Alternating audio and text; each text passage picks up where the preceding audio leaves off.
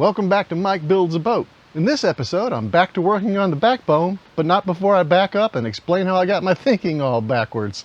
Thanks for joining me.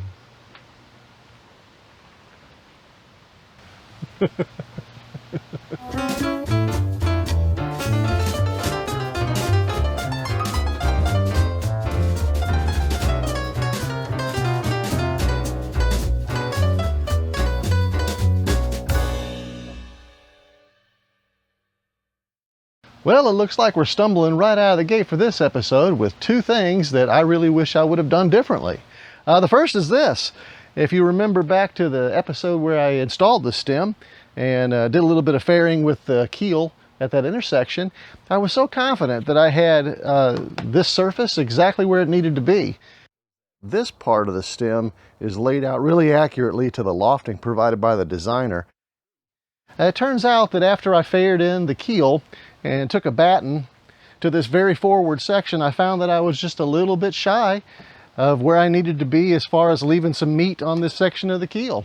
Anyway, there wasn't much to it other than a little bit of cussing and grumpiness, and I laminated on some pieces of Douglas fir, and here we are.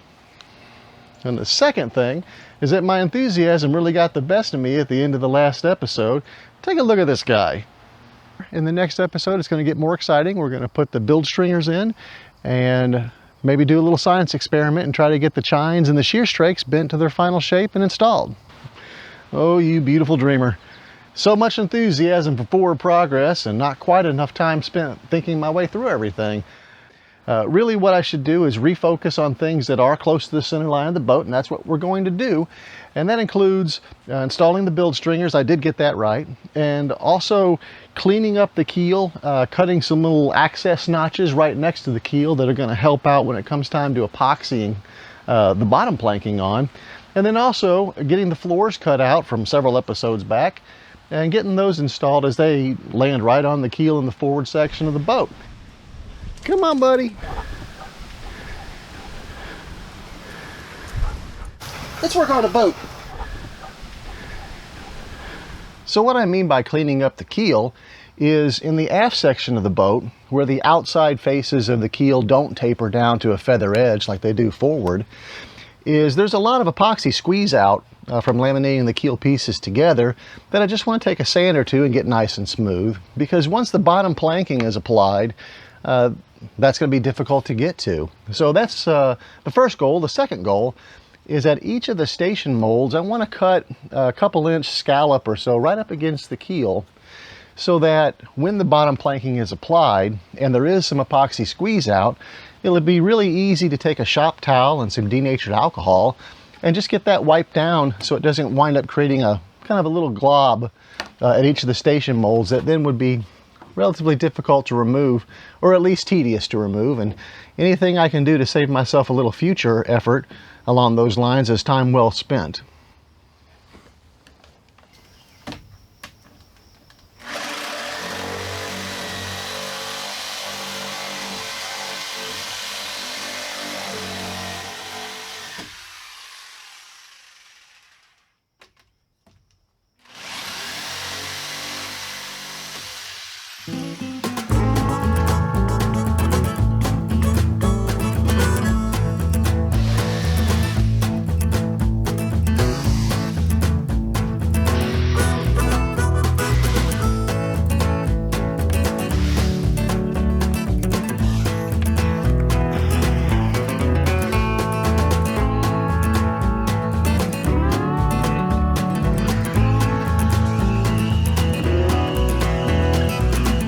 One thing that I think is really important to point out to those of you watching that might not be experienced woodworkers or certainly not experienced in using epoxy is that dust generated from sanding most woods as well as cured epoxy is harmful to your health.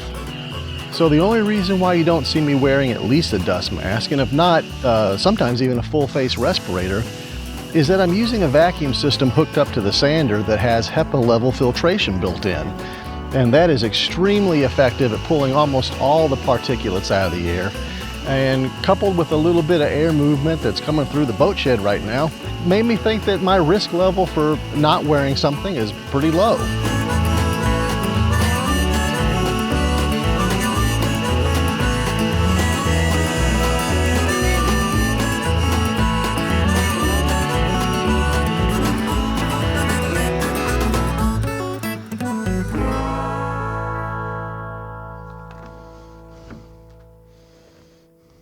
Well, that didn't take too long, which is good because it's only midday and it's already really hot out here in the boat shed and only getting hotter. However, I do have a goal for today, and that's to take the bilge stringers I fabricated several episodes ago and get them installed in place and epoxied so that that can cure using this wonderful heat that we have. Before I get started actually installing the stringer parts in place, however, I want to explain to you guys how I've gone about making sure that the stringers are in exactly the correct position. The boulder design is intended to have a self-draining cockpit, meaning that the part that you stand on in the cockpit, which is, it's not the floor, it's actually called the cockpit sole, is higher as you move forward in the boat and lower as you move aft.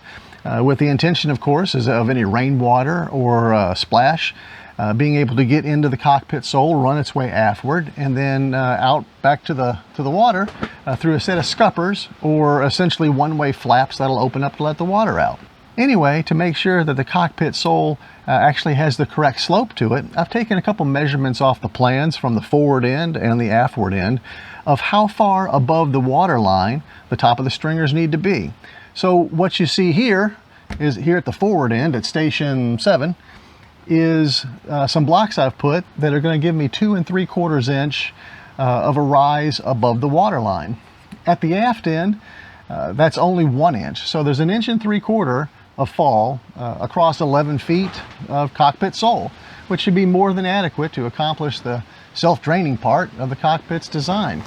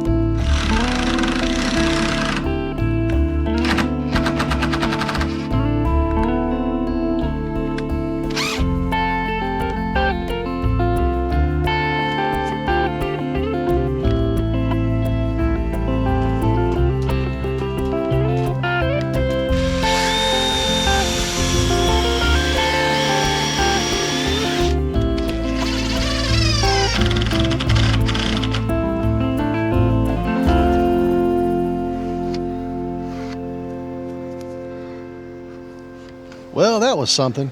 Right after I got the broken cleat replaced, the camera wound up shutting off from an overheat sensor, which I am absurdly proud of, that it was the camera and not me. Anyway, I got the cleats that attach the bilge stringers to the motor transom installed in epoxy. There wasn't much to it.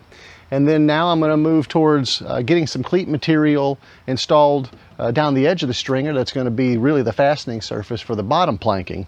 And in order to make this as easy on myself as possible, I'm taking my handy dandy transfer stick here. And if I set it on the station molds and then slide it up, I can put a pencil mark right at what should be the line that I'm going to wind up fairing to. And I'm going to repeat that at every station mark or every station mold on both sides of the boat. And then when I drop my cleat material in, I'll just run a screw from the back side to match that mark. and it should take a nice fair curve, and that means I will leave the most amount of cleat material in place and have the least amount of fairing to do when it comes time to cut this to its final shape.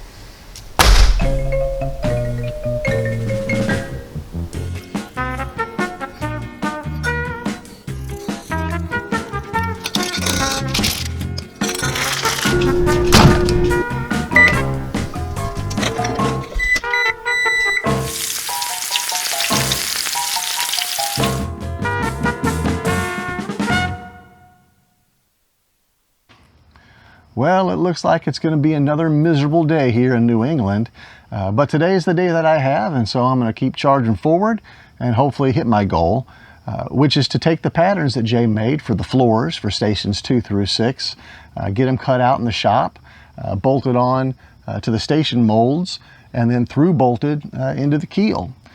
Because it has been a little bit of time since Jay made these patterns, I decided to come out here and just take a few minutes and double check the patterns against reality, just to make sure that something hasn't moved just a little bit since the keel's been installed.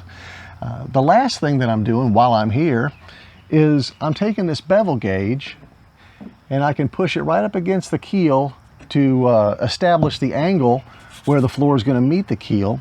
And since the floor is going to be 1 inch thick, that's not something that I want to approximate. I want to really get it accurate. So now that I have it transferred onto the bevel gauge, I just lay the bevel gauge right onto the pattern and trace it onto the pattern, and then draw a little quarter circle right there just to let me know which end's pointing which way. And that should be more than adequate for me to be able to set the table saw blade and get that first cut that's going to go up against the keel established to the right angle. One last thing to say about the floors is that in case any of you have seen the boulder design or are familiar with the plans, Doug Highland drew in floors for stations 2 through 7, with station 7 being a permanent main bulkhead that is installed right into the building jig as he set it up. Because I have elected to raise up the entire strong back assembly and made it impossible to put that bulkhead in, I'm also going to leave that floor out at approximately station 7, and then install it down the road once I get that bulkhead location really accurately laid out.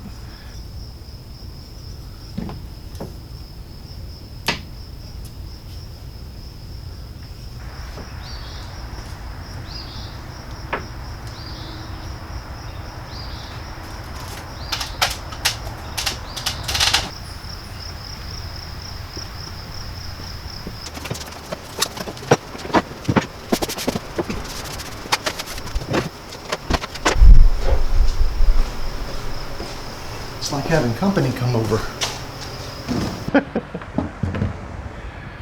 Okay, the fan's going to be a necessity, even if it makes a little extra noise. I just don't see me being able to move forward without it. Anyway, so this is the stock that I glued up in a previous episode for the floors. And I went to great pains to add this little piece on right here because of station 2 being such a tall floor. And of course, it turns out that once the keel was installed, I didn't need that after all. It's not going to be the first time something like this happens. So pretty much I just lay these out in the way that they all fit, and then I'm going to zip them through the bandsaw roughly. And because I already have parallel edges here and here, I'm going to take the bevel gauge and set the table saw blade and cut this top, what's going to be this top bevel for the floor. And then once that's done, then I'll trim this bottom section to its actual height of the floor.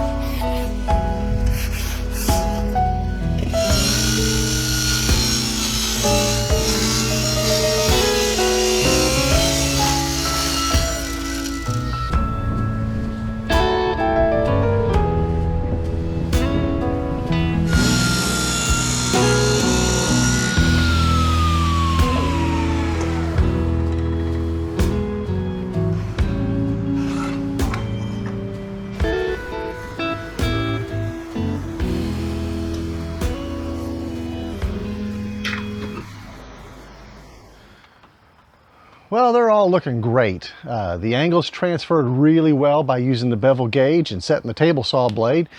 So the intersection between the keel and the floors looks nice and tight. The top side of the floors is landing right on the lines where the cabin sole is supposed to be. So the only thing really left to do is to trace the station mold size exactly on the back side of each floor. And because the hull pinches as it moves forward and then cut each floor square, I know that all I'll have to do is remove maybe a little bit of material as I move forward to get everything to lay perfectly fair, which is absolutely fine.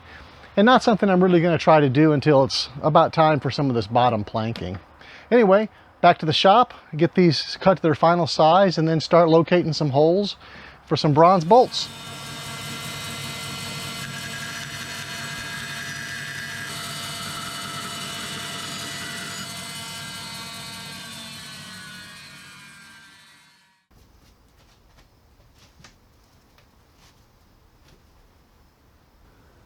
To start the process for drilling the holes for the floor bolts, I first took a countersink bit with a nice sharp tip and drilled just deep enough into the keel to create a nice guide hole for a spade bit that I sized just larger than the head of the fin bolt. And what a fin bolt is, it's just another version of a carriage bolt, but with a thin wafer head and a couple ridges that stick down, and that's more than adequate to bite into the keel and let everything draw nice and tight, since the floor and the keel are going to be epoxied together. The next part's really the scariest part, when I have to drill down through the keel and through the floors that are only 1 inch thick and then come out the other side, hopefully in the center. What I have found to be really helpful, though, is to use a longer drill bit. In this case, it's an 18-inch long by 5/16-inch drill bit. And I find that that extra length helps to really magnify any drift I may have one way or the other out of plumb.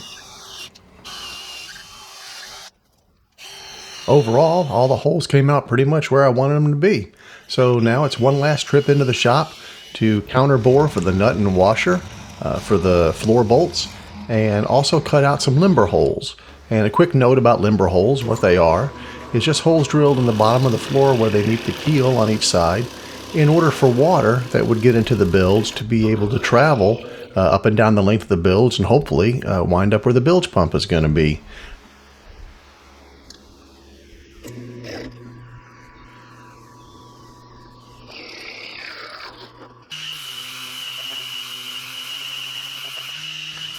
Thankfully, while I was giving each of the floors a quick buzz with some 60 grit sandpaper, I remembered that I needed to place some packing tape on the station molds at each one of the floor locations so that the epoxy squeeze out wouldn't result in gluing the entire assembly together.